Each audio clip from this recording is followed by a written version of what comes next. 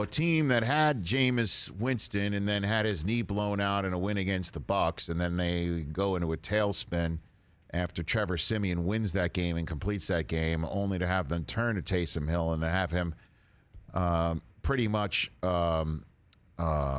injure his finger in a way that we thought would require surgery because it was the same thing as Russell Wilson.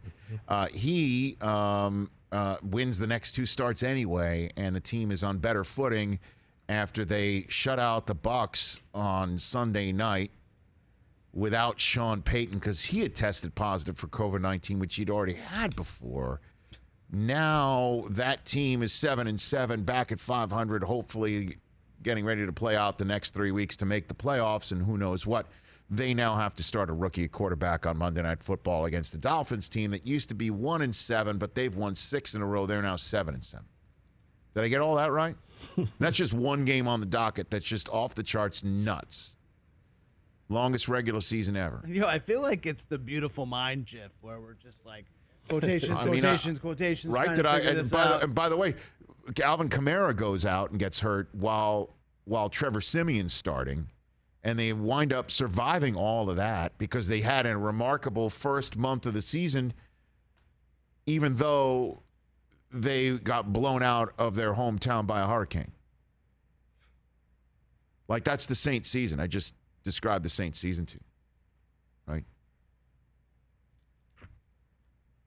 Hurricane blows them out. They got to play a home game. Their home openers in Jacksonville. They blow out the Packers. Go figure.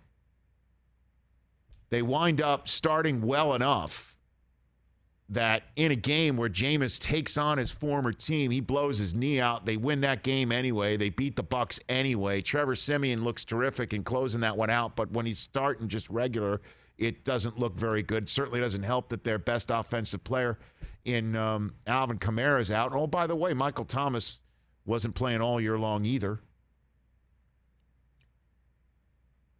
Then they get Taysom Hill. They put him in there anyway. He hurts his finger to the point where you're thinking, well, he's out. But no, he's taping it up or doing something. And wait, by the way, wait till you hear how he describes what they were doing to get him to play and what the training staff was doing to help him get to play. Then they lose to the Cowboys with all of that, but win the next 2, including shutting out the Bucs, giving Brady his first shutout since 2006. And this is a team that had won 8 in a row at home, scoring 30 points in each one of those games. And they do that without their head coach, Sean Payton, who's out with COVID himself when he had gotten it himself last year. That 7-7 team just now has lost Taysom Hill and Trevor Siemian to COVID, and it's a rookie quarterback starting Monday night.